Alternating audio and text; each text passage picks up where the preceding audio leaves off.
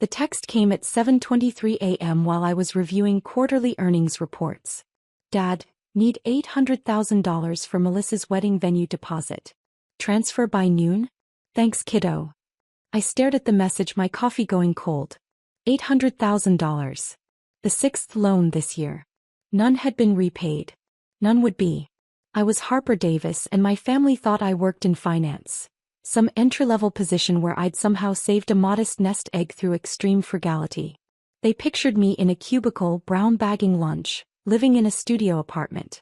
The reality, I was the founder and CEO of Apex Capital Management, overseeing $47 billion in assets. At 35, I'd built one of the most successful hedge funds in the country. My personal net worth was $3.2 billion. But I'd let my family believe I was barely scraping by. It was easier that way. Except they'd discovered my savings account. Actually one of my smaller liquid asset accounts.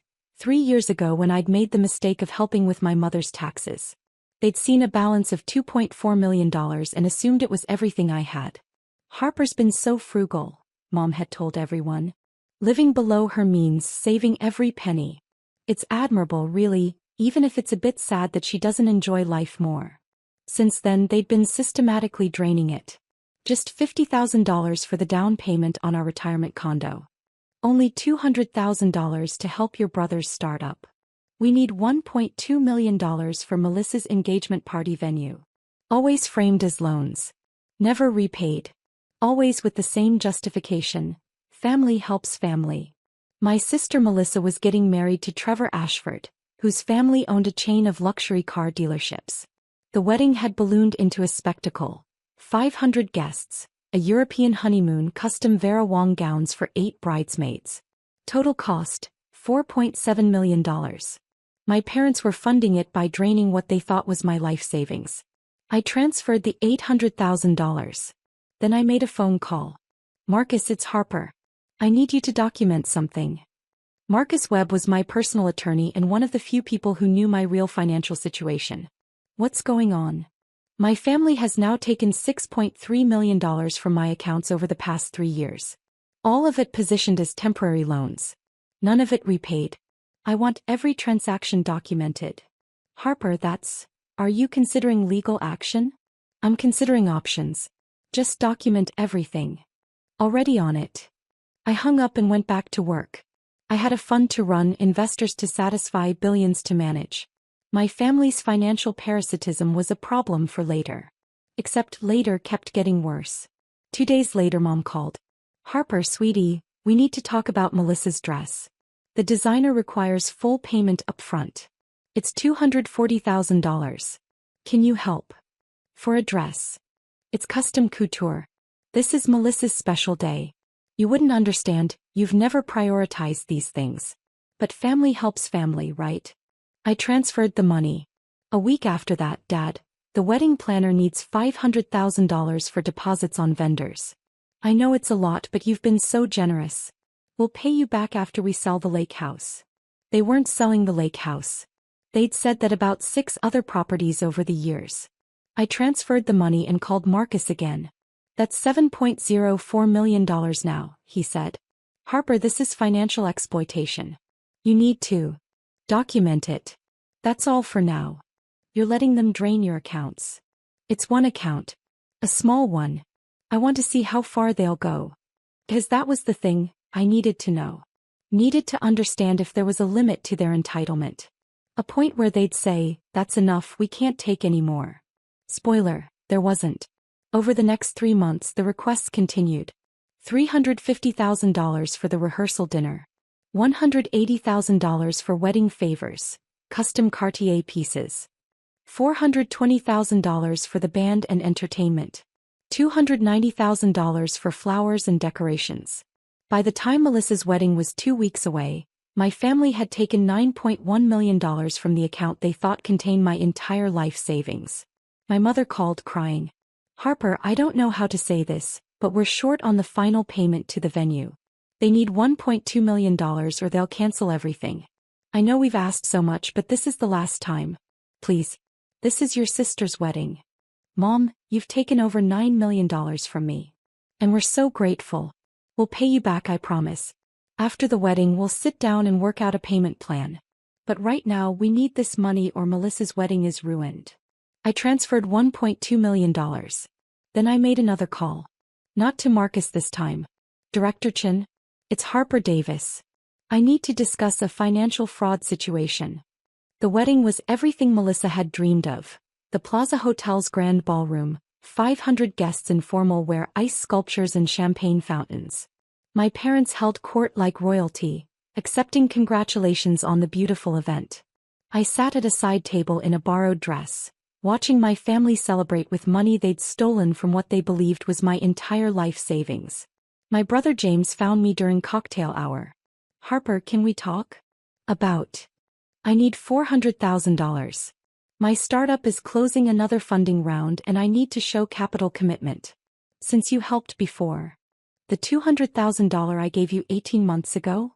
Yeah, and I really appreciate it. This is the last time, I swear. Once we get venture funding, I'll pay you back double. Your startup failed, James. I saw the dissolution paperwork last month. His face flushed. Okay, so that one didn't work out. But this new venture is different. No. What? I'm not giving you more money. But family helps family.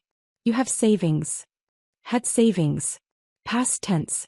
Do you have any idea how much this family has taken from me? He looked uncomfortable. Well, you've been generous. But you're good at saving. You'll rebuild it. I laughed, cold and bitter. I'll rebuild it. That's your response. Harper, don't be dramatic. You live in that tiny apartment, drive a 10-year-old car. You clearly don't spend money. So what's the big deal? Before I could respond, the wedding planner rushed over, looking panicked. Excuse me, is there a Harper Davis here? That's me. You need to come with me. There are federal agents in the lobby asking for you and your parents. The blood drained from my brother's face. Federal agents? I followed the planner to the lobby, where I found exactly who I expected. Director Patricia Chin of the Securities and Exchange Commission, along with 2 FBI agents and my attorney Marcus. My parents were already there, looking confused and alarmed. Melissa stood with them in her $240,000 dress, mascara running. What's going on? Dad demanded. This is my daughter's wedding. Director Chin stepped forward, holding up her identification. Mr. and Mrs. Davis, I'm Director Chin from the SEC. We need to speak with you about potential financial fraud. Fraud? This is insane. We haven't done anything. You've systematically extracted $10.3 million from your daughter over the past 3 years under the pretense of temporary loans, none of which have been repaid. My mother's face went white. Harper, what is she talking about? I'm talking about financial exploitation, Chin continued. Your daughter contacted us 6 weeks ago with documentation of every transaction.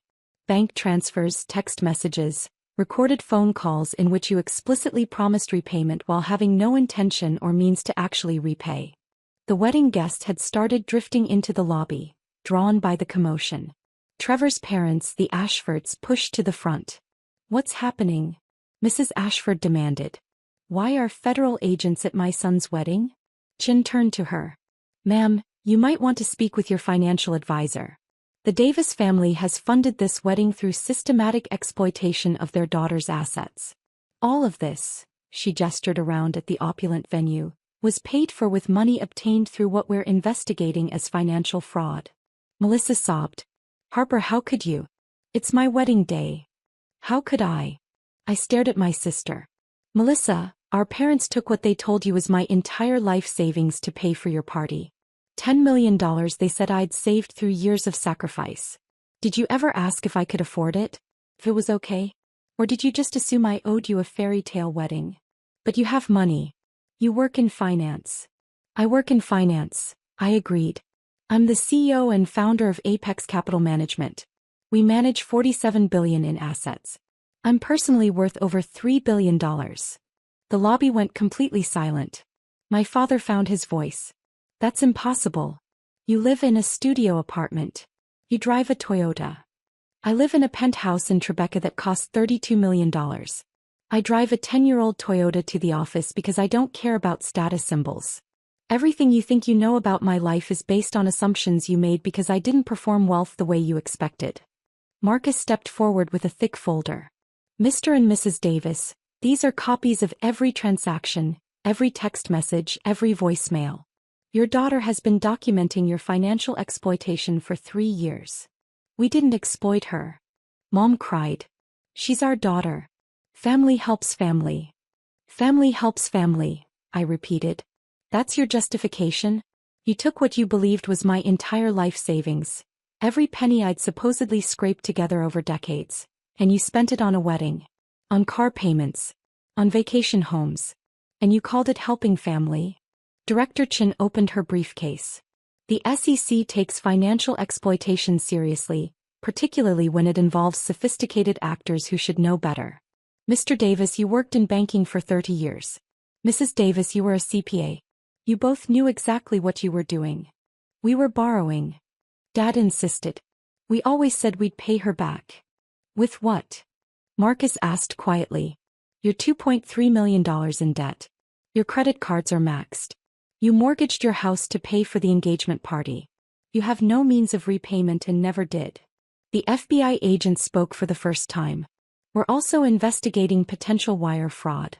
These transactions cross state lines, and there's evidence of deliberate misrepresentation. Mrs. Ashford grabbed her son's arm. Trevor, we need to leave. This is a disaster. Mom, wait. Trevor looked at Melissa, then at the federal agents, then back at his mother. This whole wedding was paid for with stolen money? Not stolen. Melissa shrieked. Harper gave it to us. Under false pretenses, Chin corrected. Your parents led your sister to believe they would repay these funds while knowing they couldn't. That's fraud. Guests were pulling out phones, recording. The story was already spreading. I could see people texting, posting, the social media wildfire beginning. James appeared, his face ashen. Harper, please. Tell them this is a misunderstanding. We're family. You can't actually be doing this. Doing what? Protecting myself? Holding you accountable.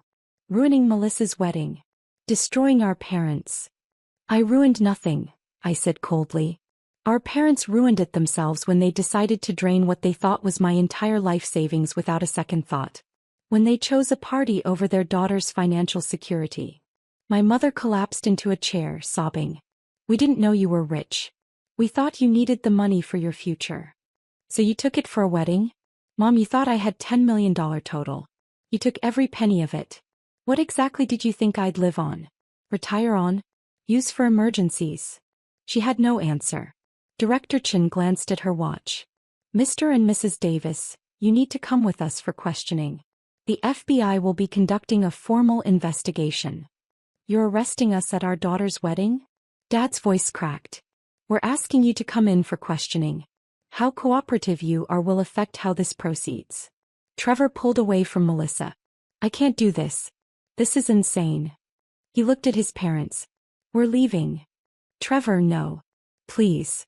Melissa grabbed his arm. This is our wedding day. A wedding paid for with fraud. He shook her off. My family can't be associated with this. I'm sorry. He walked out, his family following. Half the guests fled with them, already on their phones with their attorneys, distancing themselves from the scandal. Melissa turned on me, her face contorted with rage.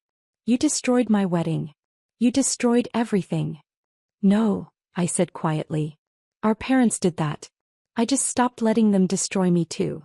The FBI agents escorted my parents out through the service entrance, avoiding the main lobby where photographers had already gathered. Marcus handed me a folder.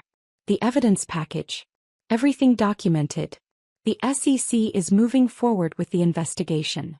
I nodded numb. James stood alone near the champagne fountain looking lost. What happens now? Now. Our parents face the consequences of their choices. They'll likely be charged with wire fraud. They'll lose everything trying to pay legal fees. And you all learn what it costs to treat family like an ATM. Harper, please. Don't do this. We'll pay you back. With what, James? You're broke. They're broke. Melissa married a man who just walked out on her. You have nothing. Then why prosecute? Why destroy the family? I'm not destroying anything. I'm protecting myself. Something I should have done years ago. I walked out of the plaza, leaving behind the ruins of the wedding, The ice sculptures melting, the untouched cake, the empty dance floor. 500 guests worth of scandal to fuel society gossip for months. My phone rang. Director Chen. Harper, the investigation will take time, but we have a strong case. Are you prepared for the publicity? I'm prepared. Your family will likely claim you're vindictive, that you're punishing them for asking for help. Let them. The evidence speaks for itself. I hung up and climbed into my car, not the Toyota. My actual car. The Mercedes S-Class I kept in my private garage. The case took 8 months. My parents were charged with wire fraud and financial exploitation. They pleaded guilty to reduced charges, paying $500,000 in fines and receiving 5 years probation. They lost their house, their cars, their country club memberships. Melissa's marriage was annulled after 3 weeks. Trevor's family had insisted. James's new startup folded before it launched. Investors pulled out when they learned about his family's fraud case. They all blamed me. The calls and emails were brutal. You destroyed this family over money. We're your parents. How could you do this to us? You're a billionaire.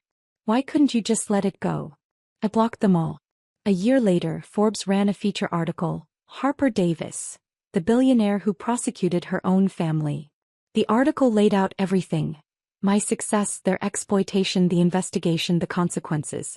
It quoted me saying, "Family doesn't mean unlimited access to someone's resources. Love doesn't justify theft." It went viral. Half the comments praised me. Half called me heartless. I didn't care.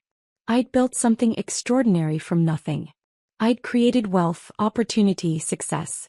And I'd protected it from people who saw me only as a resource to exploit. My parents had taken $10.3 million while believing it was everything I had. That told me everything I needed to know about their love. Real family doesn't drain your savings for a party. Real family doesn't take your security and call it helping. Real family doesn't confuse love with access to money.